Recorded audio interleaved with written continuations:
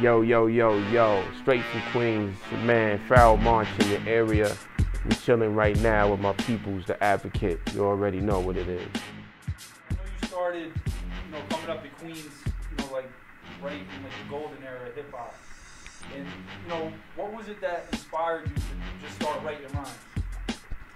I mean, it was ill times, man. Like the culture was real nourished in the beginning stages, and it embodied like all the elements of hip hop. So you had the whole break movement and graffiti and everything was going on. It just felt like a power movement, and I wanted to be a part of it in any fashion, So, it didn't matter. It just turned out that I felt like I could lend the most to it as an MC. So, even from the beginning, it was a cultural thing for me when I was trying to like elevate the culture. Remember what that first rap was like? Or about? Yeah, the first rap was extremely whack, man. It was really bullshit. But the fly shit is the ability to be able to know when something is not hot off the rip before you even let anybody hear it. You know what I'm saying? And we were just in the lab like, this shit ain't hot enough yet. So, what were Pharoahe Monch's high school days like? Oh man, I mean, that's where it started, man. I went to high school of art and design. Very heavy ill on my ink game and my pencil game as an illustrator. And that's how I was trying to contribute to the art game. Everybody had black books and markers and was tagging. And that's where I first seen like Fable, New York City Breakers, and all of these cats, man. I was just, my head was just blown, and I had to get down with this movement. So high school for me was like, it was like a movie. It was like Percy P and Kwame and all these cats really getting it in, like on a high level. So the dream started, right there. Like, cats was on TV and everything. First job. My first job was at Macy's department store in Queens, on Queens Boulevard.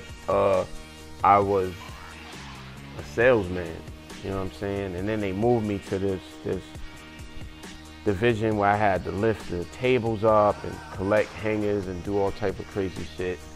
Pretty much every regular job I had, man, I was like, fuck you, I quit. I'm gonna be a rapper. Alright, in '99 you hit with Simon Says, and at that time it was the perfect formula, the raw beat, crazy lyrics, and it really like broke a mainstream hip hop level. And nowadays it seems like a song like that would put an artist in the underground. Why do you think things are backwards right now? Yeah, I mean, for me, it just depends on how you look at backwards. In '99, when we dropped that record, it was, grassroots from the streets to the radio across the country and around the world. And I think people would look at that as the way it's supposed to be, you know what I'm saying? Instead of the other way around, which is backwards to me. So it's kind of an ill question. Yeah, so I think it went the right way. And now I think you can still do it. It just needs the muscle behind it, a little more muscle behind it. Do you think being lyrical and having substance in the music is a negative in hip hop nowadays, as far as like the mainstream level of it? Again, man, I think you could cut through being a lyrical cat, with the right push and the right songs, the right chorus. I think the majority of the music that's there now doesn't have that content. But, you look at J. Cole and you look at Kendrick, and it's like some great songs on those albums. So it can be done. Right. Now, if you look at the playlists from the '90s compared to now, I mean, there's like, it just seemed like an artist was more true to what they wanted to do, and now it's kind of like microwavable. It goes away in like a month. Do you think that it's taking a turn for the worse again overall?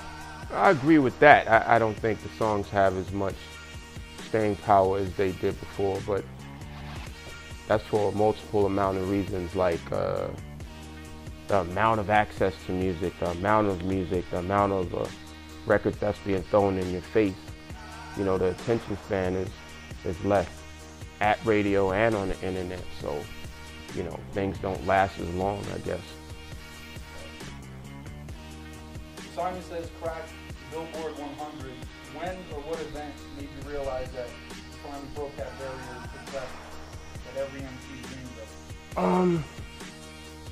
I got a phone call from the record label, and we had already knew that there were, you know, sort of like 93 stations across the country that played hip hop in their format, and Simon Says had made it into rotation at like 89 stations across the country, which if you get that many ears, then you're destined to grab people's attention. So that was the moment.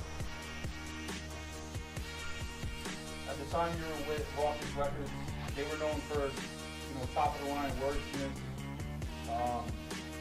You know, how come nowadays there aren't really any labels like that anymore? I don't know, man.